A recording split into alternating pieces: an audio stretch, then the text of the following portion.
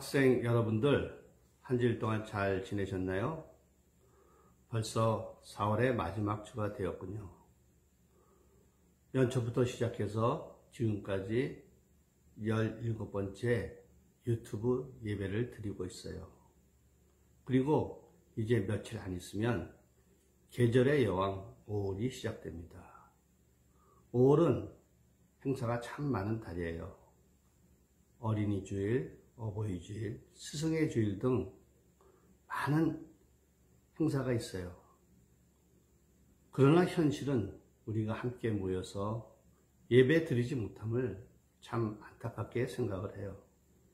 그러나 이 시련을 통해서 하나님께서는 우리의 예배를 회복시켜 주시고 우리의 믿음을 정금같이 단련시켜 주실 것을 믿습니다. 하나님은 영이시니 이 말의 뜻은 무엇을 의미합니까? 하나님은 우리 눈에 보이지 않는 존재라는 뜻입니다. 우리가 전도할 때 대부분의 전도 대상자들이 우리에게 하는 말이 하나님을 보여줘. 그러면 내가 믿겠다. 이렇게 대답을 합니다.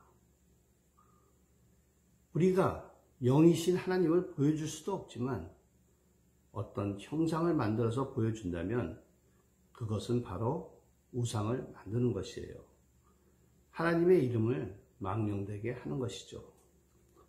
그래서 예수님은 니고데모에게 성령의 역사에 대하여 바람에 비유하여 설명하셨어요.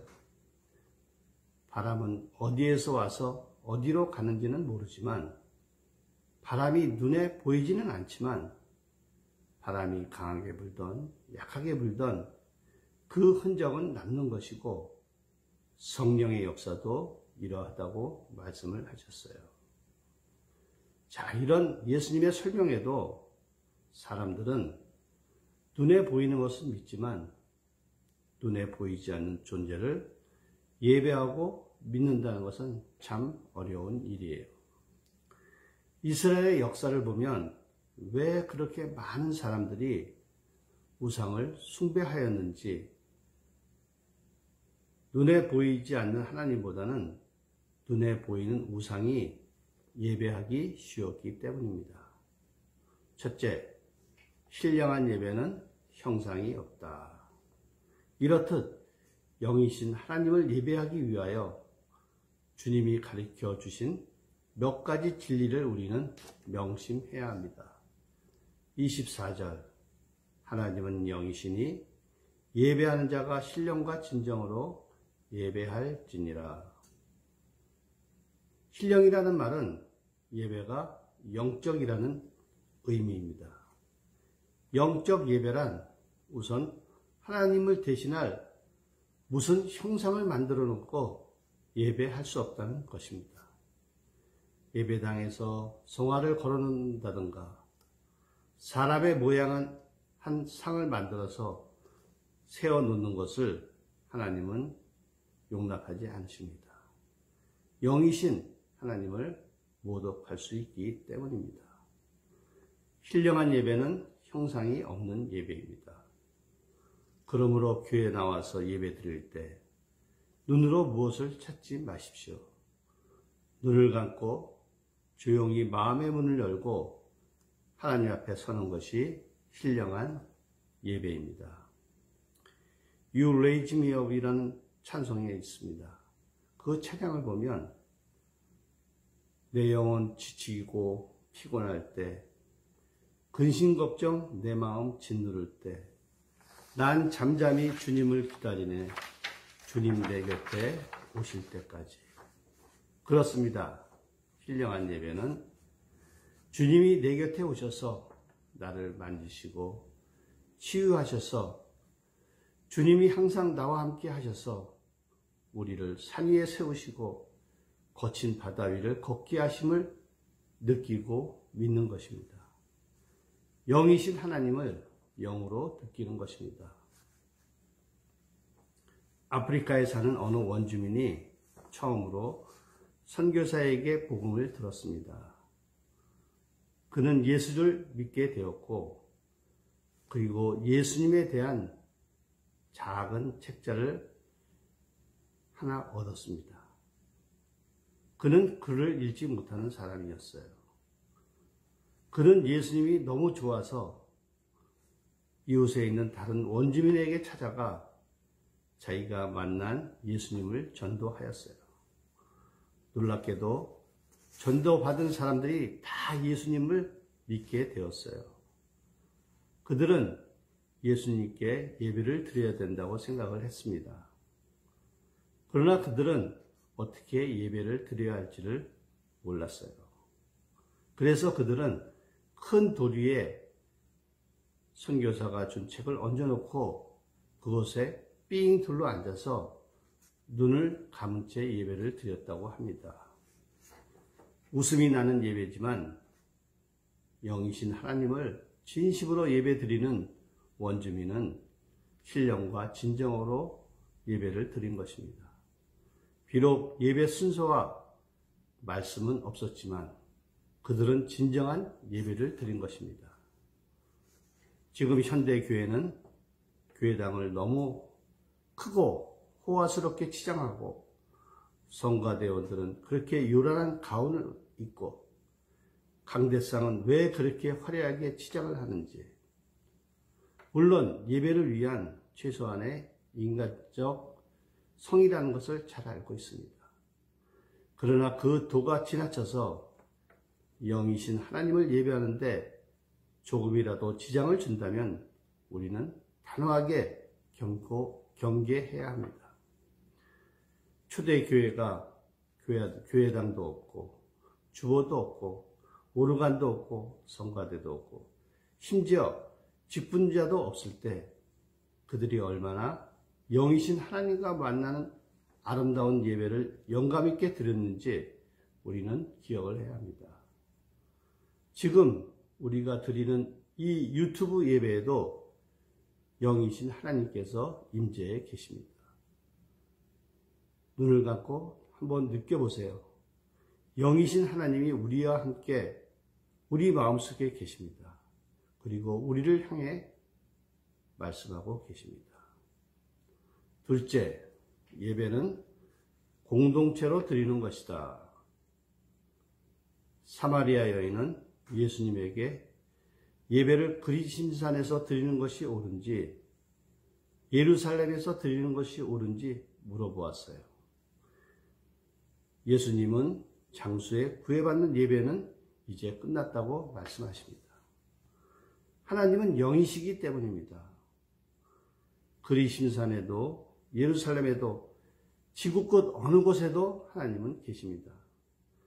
그렇다면 우리가 꼭 예배당에 나와서 예배를 드려야 할 필요가 없지 않을까요? 지금과 같이 코로나19가 만연하고 날씨도 참 좋아서 산과 바다에 가서 예배를 드리지 않을까요? 이렇게 생각할 수 있습니다. 이것은 어쩌면 달콤한 유혹일 수도 있습니다. 그러나 그것은 예배의 의미를 잘 몰라서 하는 것입니다. 예배는 본래 공동체로서 교회가 드리는 것을 의미하고 있습니다. 다시 말해서 하나님의 백성들이 모여 드리는 것이 예배라는 말입니다. 그리고 예배라는 것은 하나님의 자녀들이 교회를 통해서 한 무리가 되어서 하나님을 경배하는 행위입니다. 그런 의미로 예배는 교회에서 드리는 것이 원칙입니다. 하나님을 마음속에 모시고 그 입으로 힘차게 찬송하고 기도하는 자들은 그 시간을 간절히 사모합니다. 이와 같이 거룩한 예배의 본능을 교회에서 경험하지 못한 사람이 가정에서나 일터에서 산과 들에서 자기 혼자 하나님 앞에 예배를 드릴 수 있을까요? 저는 한 번도 그런 것을 본 적이 없습니다. 처음에는 나름대로 정성을 다해 예배를 드리지만 시간이 흐르면서 몸과 마음이 하나님께서 멀어져 갑니다. 지금 코로나19로 인하여 우리는 예배당에서 마음껏 예배를 드리지 못하고 유튜브를 통해서 담임 목사님의 설교나 유명 교회 목사님의 설교로 대신하고 있습니다.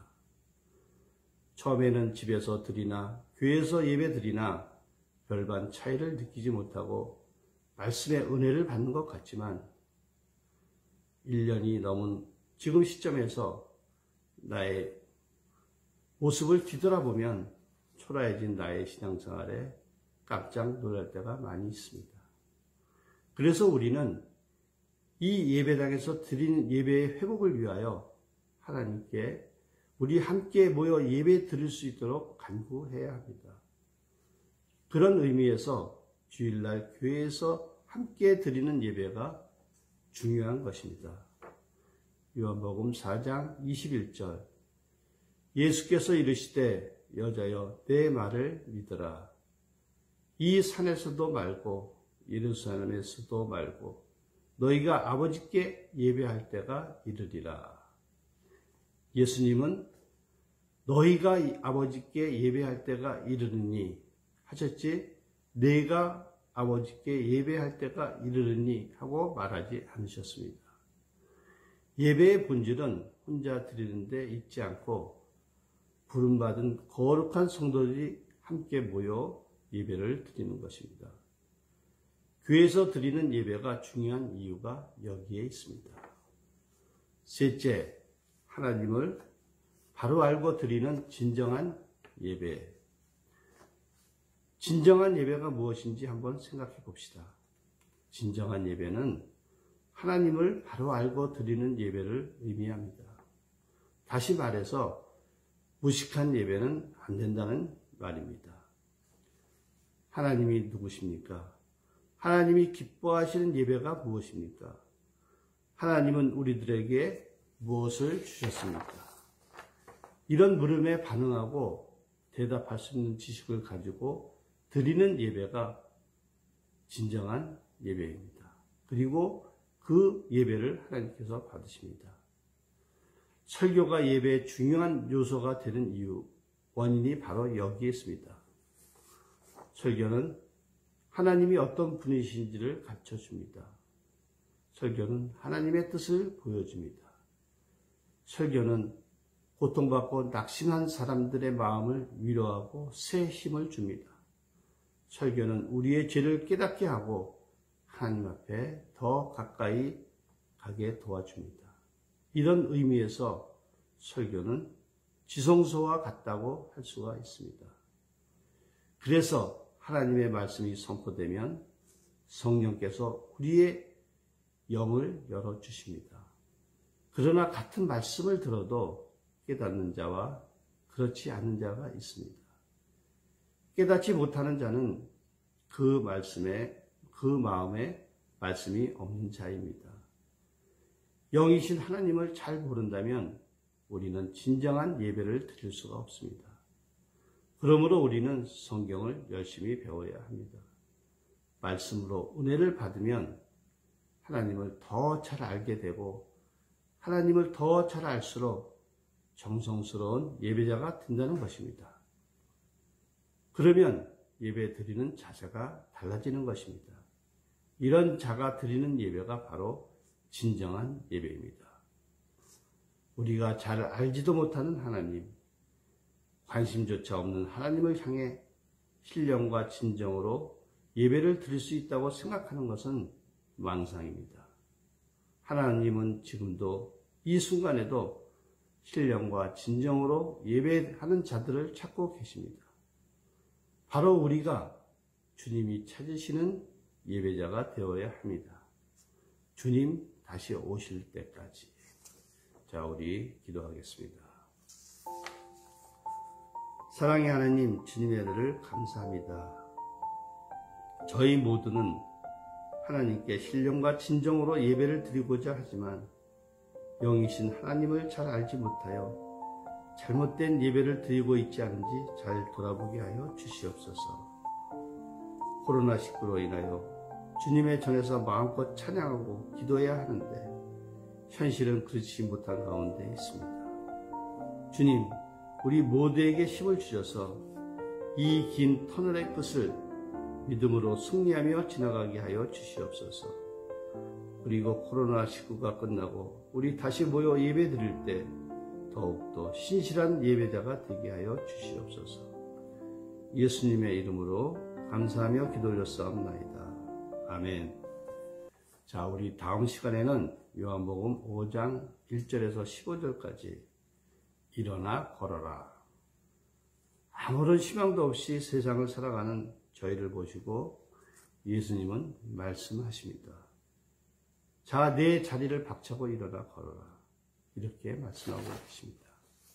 우리 다음 시간에 뵙겠습니다. 안녕, 할렐루야.